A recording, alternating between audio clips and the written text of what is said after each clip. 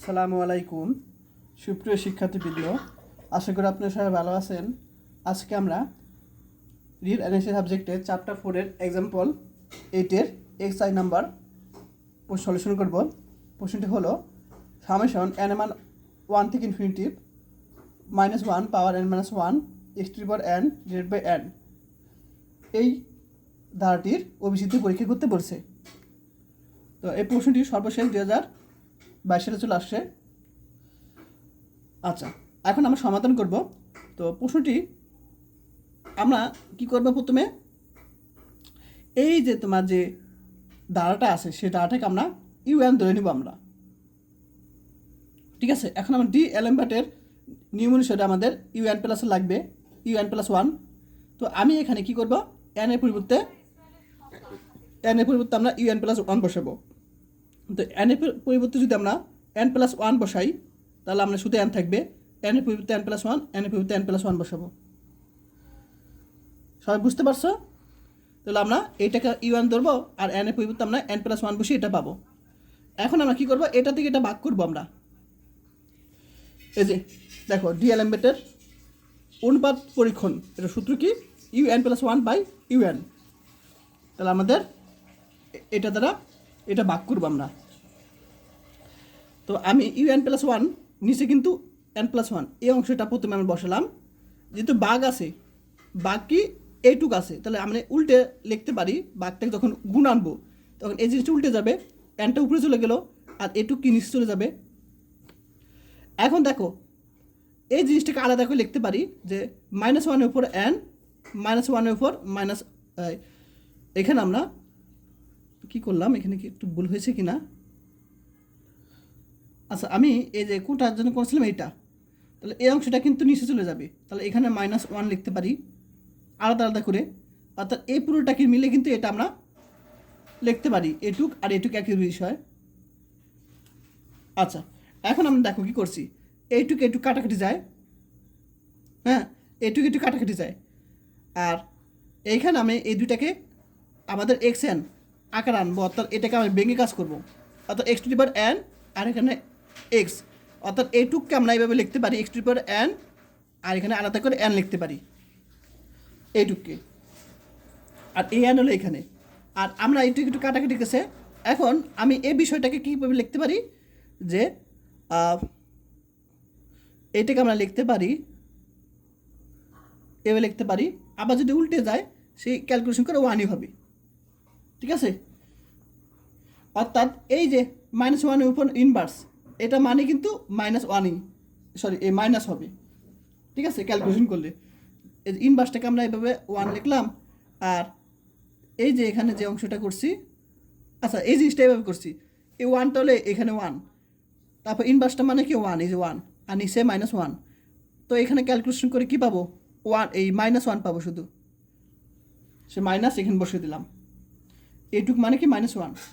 তারপর আমরা কি করলাম, এটুকু আলাদা করলাম, এটুকু একটু কাটাকাটি গেল, n থাকবে এখানে, n প্লাস 1 থাকবে। সবাই বুঝতে পারছো? এখন যে কাজটা করেছি সেটা হলো এই যে এটুকু কাটাকাটি গেছে দেখো, তো থাকবে -nx divided by n plus 1 থাকবে। এখন ডি অ্যালেমবার্টের অনুপাত পরীক্ষণ দ্বারা আমরা পাই যে limit n tends to infinity নিব। তাহলে আমি উপপক্ষে দেখো এই পাশে আর এই পাশে আমরা limit n tends to infinity নিয়েছি। এখন আমি যদি এখানে n এর মান ইনফিনিটি বসাই তাহলে আমরা ইনফিনিটিভ বা ইনফিনিটিভ চলে আসে, তাহলে কিন্তু আমাদের সমাধানটা কি অনির্ণয়যোগ্য হবে। তাহলে আমরা কি করব, এইখান থেকে আমরা একটা n বাদ দিতে হবে। অর্থাৎ n বাদ দিব কীভাবে, যদি n দ্বারা ভাগ করি, তাহলে আমি এটাকে n দ্বারা ভাগ করলাম, এটাকে n দ্বারা ভাগ করলাম, যাতে কি অনির্ণয়যোগ্য না হয়, ইনফিনিটিভ বা ইনফিনিটিভ না হয়। তা আমি এটাকে n দ্বারা ভাগ করলাম, এটাকে n দ্বারা ভাগ করেছি, এখানে n দ্বারা ভাগ করেছি আমরা উপর নিচে। এখন দেখো আমি যদি n এর মান এখানে ইনফিনিটিভ বসাই, তাহলে 1/ইনফিনিটিভ মানে কি, 1/ইনফিনিটিভ মানে 1/0, অর্থাৎ এটা উল্টে গেলে আমরা পাবো 0। 1/ইনফিনিটিভ মানে কিন্তু 0। তাহলে আমরা এখানে এটা পুরোটা মান n এর মান যদি ইনফিনিটিভ বসাই এই পুরোটা মান 0 হবে, তাহলে -x থাকবে শুধু, -x দেখো। সবাই বুঝতে পারছো? আচ্ছা, এখন তাহলে ধারাটি অভিসারী, তাহলে আমরা জানি যে ডায়াটি অভিসারী হবে যখন এই যে আমাদের এই অংশের মান কী হবে, যখন 1-এর থেকে ছোটো হবে।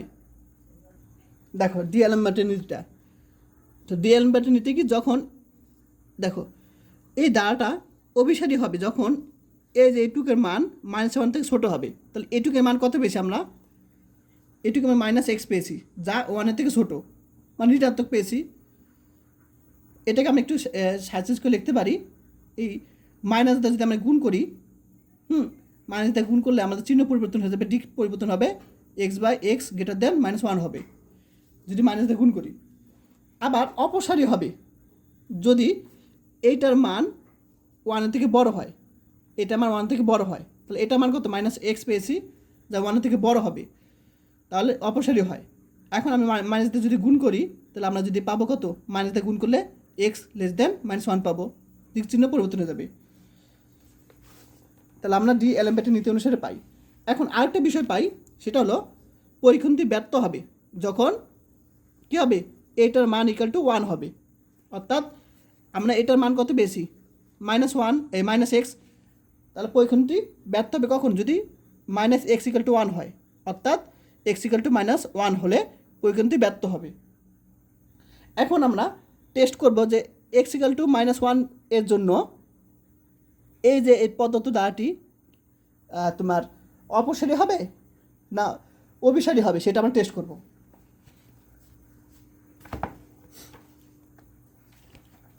তাহলে আমরা x = -1 এর জন্য আমরা টেস্ট করব। তো x = -1, তাহলে আমরা x এর মান এখানে -1 বসাবো, x এর মান এখানে -1 বসাবো। আমরা দেখো এই যে এখানে x এর মান -1 বসাবো, x এর মান দেখো -1 বসালাম। এখন আমি -1 -1 দুইটা গুণ আকার আছে, তো পাওয়ার পরে কী হবে, যোগ হবে, আর নিচে n, সব বুঝতে পারছো? আচ্ছা, তো আমি এখান থেকে কি পাবো, 2n - 1 পাবো, 2n - 1 / n পাবো।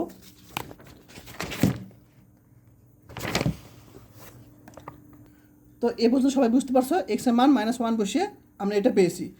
তো এখানে পাবো 2n পাবো, -1 পাবো, দেখো এরকম পাবো। এখন এটা দ্বারা কি বোঝায়, 2n - 1, এটা দ্বারা বোঝায় যে আমি n এর মান 1 2 যাই বসে না কেন, সেটার মান ঋণাত্মক হবে, অর্থাৎ বেজোড় হবে 1 3। তাহলে আমরা জানি বেজোড় হলে এই মাইনাসটা থেকে যাবে, বেজোড় 1 3 বেজোড় থাকবে। তাহলে আমরা এখানে পাবো -1/n। তাহলে আমরা সামেশন n এর মান 1 থেকে ইনফিনিটি, এই যে এটা সামেশন n এর মান 1 সামেশন n এর মান 1 থেকে ইনফিনিটি, এটাকে un ধরছিলাম, un = আমরা এই un এর মান, এই যে এখানে মাইনাস পেয়েছি, দেখো un এর মান আমরা এটুকু পেয়েছি। আমরা un এর মানটা কত পেয়েছিলাম, x = -1 এর ক্ষেত্রে আমরা un এর মান আমরা পেয়েছি, এটা পেয়েছি। তো un এর মান বসিয়ে দিলাম, যা একটা অপসারী, কারণ দেখো ঋণাত্মক চলে আসছে, ঋণাত্মক থাকলে কি অপসারী হবে। সুতরাং বলতে পারি প্রদত্ত ধারাটি অভিসারী কখন, যখন আমরা পেয়েছি x এর মান -1 থেকে বড়। আর অপসারী কখন পেয়েছি, অপসারী পেয়েছি x এর মান যখন এই যে -1 থেকে ছোট এবং x এর মান -1 যখন সমান হবে, অর্থাৎ x = -1 এবং x < এই দুইটা ক্ষেত্রে কিন্তু আমরা অপসারী পেয়েছি। এটা ক্ষেত্রে অপসারী এবং এটা ক্ষেত্রে আমরা অপসারী পেয়েছি, এই দুইটা ক্ষেত্রে x < এবং x = -1 এর ক্ষেত্রে আমরা অপসারী পেয়েছি। এটা সমাধান। এখন আমি 8-এর XB নাম্বার প্রশ্ন সলিউশন করব। তো আমি ডিএলএমবাটের নীতি অনুসারে কাজ করি একটু। তো এই জিনিসটাকে আমরা un ধরব। এখন আমরা un + 1 বের করব। তাহলে আমরা n এর পরিবর্তে n + 1, n এর পরিবর্তে n + 1 বসালে শুধু n থাকবে, n এর পরিবর্তে n + 1 বসালে এখানে n থাকবে, n এর পরিবর্তে n + 1। এখন আমরা এটাতে ভাগ করব, তাহলে আমরা এটার মান বসালাম। এখন এটার মান যদি এখানে বসে ভাগ থাকবে, তো ভাগ থেকে যখন গুণ আনবো তখন এটা উল্টে যাবে, তো n ফ্যাক্টরিয়ালটা উপরে চলে যাবে আর এটুকু কি নিচে চলে যাবে। আচ্ছা, এখন যে কাজটা করেছি সেটা হলো এটাকে আমরা লিখতে পারি n + 1, এটা ফ্যাক্টরিয়াল মান কত, n + 1 এন ফ্যাক্টরিয়াল এটুকের মান। আর এই জিনিসটাকে আমরা একটু মডিফাই লিখতে পারি। হ্যাঁ, আমরা এই জিনিসটাকে এখানে n-1 আছে দেখো, তো আমি এটাকে n-1 আকারে নিয়ে আসতে পারি। তো n+1 n-1 আর এখানে n+1 এই দুইটা যদি আমরা গুণ করি, এই দুটো যখন গুণ করব, তখন আমরা এটাই চলে আসবে। অর্থাৎ এই জিনিসটা কিন্তু একই বিষয়। আমরা যখন এই দুটো গুণ করব তখন আমাদের এটাই চলে আসবে। তো আমি এটাকে একটু এই কারণ পাওয়ার n-1 আকারে নিয়ে আসলাম। তারপর xn তো আছে এখানে, এটুকু আমরা xn, আচ্ছা এটাকে আমি একটু পরে কাজ করব, তুমি চাইলে করতে পারো আলাদা আলাদা, না করলেও সমস্যা নাই। আর এটা যা আছে তাই, সবাই বুঝতে পারছো তাহলে কী করলাম? এটাকে আমরা লিখতে পারি n+1 n ফ্যাক্টরিয়াল, এটাকে আমরা ভেঙে আলাদা করলাম এইভাবে, আর এখানে যা আছে তাই। এখন কি করছি, n ফ্যাক্টরিয়াল কাটাকাটি যায়। তারপর আমরা n+1 n এই দুইটার উপরে কি আছে, পাওয়ার n-1 আছে দেখো, এটার উপরে পাওয়ার n-1 আছে, এটার উপরে পাওয়ার n-1 আছে, এই দুইটার উপরে। আর এটুকু একটু কাটাকাটি যায়, তারপর এইটুককে বাঘ আকার আছে, তো এটা নিচে এটা, তাহলে বাঘ থাকলে বিয়োগ হবে পাওয়ারে। তাহলে এখানে দুইটা ভিত্তি থেকে একটা ভিত্তি নিলাম, এটা থেকে এটা বিয়োগ করব, মাইনাস এখানে চিহ্ন পরিবর্তন +1। এখন আমরা যদি কাটাকাটি করি আমরা 1 থাকবে শুধু, তাহলে আমরা এরকম পাবো। সবাই বুঝতে পারছো? তো আমি তোমাদের এ পর্যন্ত বুঝিয়েছি, এটা ক্যালকুলেশন করে শুধু x থাকবে। তো এখন আমি এটাকে একটু লিখতে পারি আলাদা করে, এটার উপরে n এবং এটাকে আলাদা করে -1 লিখতে পারি। অর্থাৎ এই দুটা গুণ করলে কিন্তু এটাই পাবো, এটা যা এই দুটা গুণ করলে যা এটাও একই রকম তা। এখন এটা মানে কি 1/n+1/n, তাহলে আমরা 1/n+1/n এটার নিচে লিখতে পারি, ঠিক আছে? তাহলে এই জিনিসটা মানে 1/n+1/n, সেটা আমরা এটার নিচে লিখে দিলাম আর x। এখন আমরা কি করব, এই যে এখানে ভিতর অংশটাকে n দ্বারা ভাগ করব, এখানে n দ্বারা ভাগ করব, এটাকে n দ্বারা ভাগ করলে কী পাবো, ও ভাগ না সরি, n দ্বারা ভাগ করলে কী হবে, 1 হবে +1/n, n দ্বারা ভাগ করলে 1 +1/n হবে। জাস্ট আমরা n দ্বারা ভাগ করছি এটাকে আর এটাকে, x থাকবে। এখন ডিএলএমবাটের নীতি অনুসারে আমরা কি জানি যে এখানে লিমিট বসাবো, limit n tends to infinity. তাহলে আমরা এই পাশে limit n tends to infinity বসাবো, এখানে আমরা limit n tends to infinity বসাবো। এখন যখন limit n tends to infinity এখানে বসাবো, এটার সূত্র কিন্তু ই, সবাই মনে রাখবা, 1 + 1/e পাওয়ার n, এটার সূত্র হলো ই। আচ্ছা, এটা সূত্র কিন্তু ই, সূত্র মনে রাখবে, এটা সূত্র ই। আর এখানে n এর মান যদি ইনফিনিটি বসাই তাহলে 1/∞ মানে 0, 1 থাকবে, আর এখানে x, তাহলে থাকবে ex। এখন আমরা জানি ডিএলএমবাটের নীতি অনুসারে যে যদি এইটার মান, এই যে এটার মান 1 থেকে ছোটো হয় তাহলে কিন্তু ধারাটি অভিসারী হবে। তাহলে এখানে আমরা x এর মান কী পাবো, x <1/e যখন হবে তখন ধারাটি অভিসারী হবে। আবার জানি যে যখন এটার মান 1 থেকে বড় হবে তখন ধারাটি অপসারী হবে। আমি একটু আগে দেখালাম ডিএলএমবাটের নীতি। তাহলে x এর মান এখানে পাবো x > 1/e। আবার যখন এটার মান কী হবে, 1 থেকে সমান হবে, 1 সমান হবে, অর্থাৎ x = 1/e হবে, তখন ধারাটি কী হবে, পরিগণটি ব্যর্থ হবে। তো আমরা এই যে x = 1/e জন্য ধারাটা কি অপসারী হবে না অভিসারী হবে সেটা আমরা এখন টেস্ট করব। তো এটা আমি টেস্ট করব কার মাধ্যমে, লগারিদমিক পরীক্ষণ নিয়ে, ঠিক আছে? তো লগারিদমিক পরীক্ষণের সূত্র হলো limit n tends to infinity n ln n un/un+1, ঠিক আছে? এটা সূত্র। আচ্ছা, এখন আমরা এই যে n ln n বসালাম, এখন un/n+1 আমরা কিন্তু পেয়েছি যে আমরা পেয়েছিলাম কোথায় জানো, হ্যাঁ আমরা পেয়েছিলাম un+1/n, এটার মান আমরা পেয়েছিলাম উপরে n+1 নিচে কিন্তু n, এটার মান পেয়েছিলাম আমরা কত, এইটুক পেয়েছিলাম। ঠিক একইভাবে উল্টা যদি আমরা ধরি, অর্থাৎ উল্টা বলতে গেলে ইউএনটা উপরে ইউ এন প্লাস ওয়ানটা নিচে উল্টা, তখন আমাদের এই মানটাও কিন্তু উল্টে যাবে, এই মানটা উল্টে যাবে, অর্থাৎ উপরে n plus one, one by n চলে যাবে, আর নিচে one plus one by n power n x নিচে চলে যাবে, উল্টে যাবে। দেখো উল্টে দিছি। এখন আমরা যে কাজটা করেছি সেটা হলো এনটা বাড়ি নিয়ে আসলাম, তো লন আমাদের one plus one by n, one plus one by n power n x যাচ্ছে তাই। এখন লন এ বাই বি সূত্র জানি আমরা, লন এ বাই বি সূত্র কি, লন এ মাইনাস লন বি, ঠিক আছে, সূত্র এটা। এখন লন এ বি, এটাকে এ মনে করব, এটাকে বি মনে করব, loan A B. Loan A B সূত্র কি, লন এ বি সূত্র লন এ প্লাস বি, লন এ প্লাস লন বি। লন এটাকে এ মনে করবো, এটাকে বি মনে করবো, লন এ প্লাস লন বি সূত্র হলো লন এ প্লাস লন বি। এখন আমরা জানি লন এক্স উপরে পাওয়া যা থাকবে সেটা সামনে চলে আসে, সামনে মাইনাসের কারণে চিহ্ন পরিবর্তন, প্লাসটা মাইনাস হয়ে গেল লন এক্স। এখন আমরা সূত্র জানি যে লন ওয়ান প্লাস এক্স, এটা সূত্র কি, লন ওয়ান প্লাস এক্সের সূত্র কি, x minus one by two x square, sorry এটা সূত্র হলো, সূত্র কি ওয়ান, দেখো এটা এক্স কিন্তু ওয়ান প্লাস এক্সের সূত্র কি x minus x square by two, ঠিক আছে, আবার plus x cube by three minus এরকম সূত্র।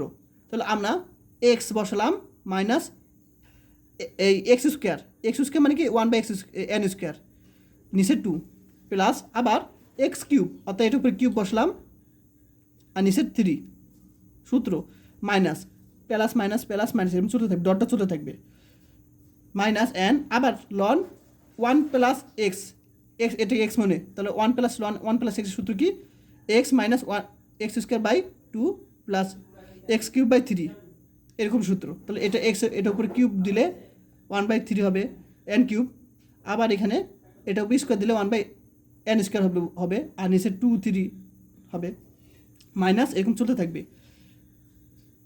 তারপর মাইনাস এখানে এক্স এর মান কত, এক্স এর মান কিন্তু ওয়ান বাই ই, তখন কিন্তু আমরা বের করতে এক্স এর মান ওয়ান বাই ই টু,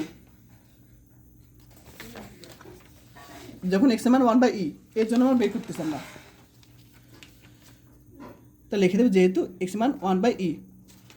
আচ্ছা এখন এইটুক যা আছে তাই, এখানে আমি যে কাজটা করছি এন দ্বারা প্রত্যেকটা গুণ করছি, কাটাকাটি যায় ওয়ান, এন দ্বারা গুণ করছি one by two n, one দ্বারা গুণ করছি এটা এন দ্বারা, one by two one by three n cube n square minus n দ্বারা এটাকে গুণ করে এটা পাইছি আমরা, প্লাস এখন এটাকে আমরা লিখতে পারি ওয়ান লিখতে পারি। এখন বলতে পারো কীভাবে লিখতে পারি সেটা তোমাদের দেখিয়ে দিই।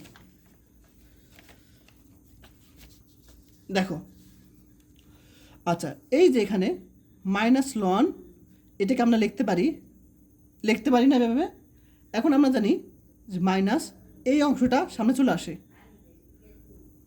লন ই, এখন লন ইর মান কিন্তু ওয়ান, তাহলে আমরা মাইনাস ওয়ান প্লাস ওয়ান পাবো, এটার মান কিন্তু ওয়ান, সবাই বুঝতে পারছো? তাহলে আমরা এখানে গুণ করে আমরা ওয়ান পাবো, তাহলে অর্থাৎ আমাদের এইটুক সমান ওয়ান লিখতে পারি প্লাস ওয়ান। এখন আমরা দেখো কি করছি কাজটা,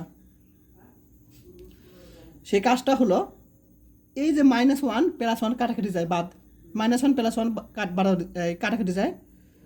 এখন এই যে single power one, single power one এগুলো একসাথে আনবো, ওয়ান বাই এন মাইনাস এখানে চিহ্ন পরিবর্তন plus one by two n, তারপর প্লাস প্লাস স্কোয়ারগুলো একসাথে আনবো, স্কোয়ারগুলো, তাহলে এখানে আছে minus one by n square, তারপর প্লাস এই যে মাইনাসের কারণে চিহ্ন পরিবর্তন minus one by three n square, plus এরকম চলতে থাকবে। অর্থাৎ আমাদের পাওয়ার ওয়ান এগুলো একসাথে আনলাম, প্লাস পাওয়ার স্কোয়ার এগুলোকে আমরা একসাথে আনলাম, প্লাস যত চলতে থাকবে এরকম। এখন এটাকে লসক করে আমরা কী পাবো, নিচে টু এন পাবো, লসক করলে টু এন দ্বারা এটা ভাগ করলে টু পাবো, সেই টু এটার সাথে গুণ করে টু, আবার টু এন দ্বারা ভাগ করলে ওয়ান, ওয়ান এটার গুণ করলে এরকম পাবো। আবার এটাকে লসক করলে আমরা কী পাবো, তিন দুগুণে ছয়, লসক করলে আর এন স্কোয়ার তো আসেই, তাই কাটাকাটি করলে কী পাবো, থ্রি পাবো, থ্রি এটার সাথে গুণ করলে 3 পাবো। আবার এটাতে কাটাকাটি করলে 2 পাবো, 2 এটার সাথে গুণ করবো -2, এটা চলে থাকবে। এখন আমরা এখানে পাবো কত 3/n, যদি এটাকে গুণ করি কাটাকাটি যায় তাহলে আমার 3/2 থাকবে। তারপরে দেখো এখানে -3 -4 অর্থাৎ মাইনাস প্লাস মাইনাসে -5, এই n এটার সাথে গুণ করলে 6n থাকবে। তো প্লাস ডটটা চলে থাকবে এরকম, মাইনাস এখানে প্লাস, এখানে মাইনাস প্লাস, এরকম চলতে থাকবে। এখন আমি যখন n এর মান ইনফিনিটি বসাবো, যখন 5/∞ মানে কি 0, ইনফিনিটি মানে কিন্তু 1/0। আবার এই জিরোটা উপরে উল্টে গেলে কী হবে 0, সবাই বুঝতে পারছো? তাহলে 5/∞ মানে কিন্তু 0, তাহলে এইটুকু 0 হয়ে যাবে n মান ইনফিনিটি বসালে। আর এখানে তো আর n এর মান বসার মতো জায়গা নেই, অর্থাৎ 3/2 থাকবে। তাহলে আমরা জানি যে লগারিদমিক সূত্র অনুসারে পরীক্ষণের যদি এইটার মান কি হয় 1 এর থেকে বড় হয়, যখন এটা মান 1 থেকে বড় হবে তখন কোন মানের জন্য x = 1/3 জন্য এর জন্য, তখন দাটিকে অভিসারী হবে 1 মান বড় হলে। দেখো যে এটার মান যদি 1 থেকে বড় হয় তাহলে দাটি অভিসারী হবে। তাহলে এটার মান কত 1 থেকে বড় পেয়েছি, সুতরাং বলতে পারি x = 1 বিন্দুতে কি দাটি অভিসারী। তাহলে আমরা দাটি অভিসারী কখন পেয়েছি, যখন x এর মান 1/e থেকে ছোট, যখন x এর মান 1/e থেকে ছোট, কোথায় যেন এখানে করছিলাম, এই যে যখন x এর মান 1 থেকে এই যে 1/e থেকে ছোট, তখন আমরা অভিসারী পেয়েছিলাম। আর আবার পেয়েছিলাম কি যখন x এর মান 1/e, তখন আমরা অভিসারী পেয়েছিলাম। তাহলে আমরা x <= e বসাতে পারি। আচ্ছা এখানে একটু ভুল করছি কি না, ঠিক আছে। তাহলে দাটি অভিসারী হবে যখন এটা হবে। আবার অপসারী কখন পেয়েছিলাম, যখন অপসারী যখন x এর মান 1/e থেকে কী হবে বড় হবে, তখন অপসারী পেয়েছিলাম। এটা আমাদের সমাধান। তো অপসারী হবে যখন এটা হয়, এটা আমাদের সমাধান।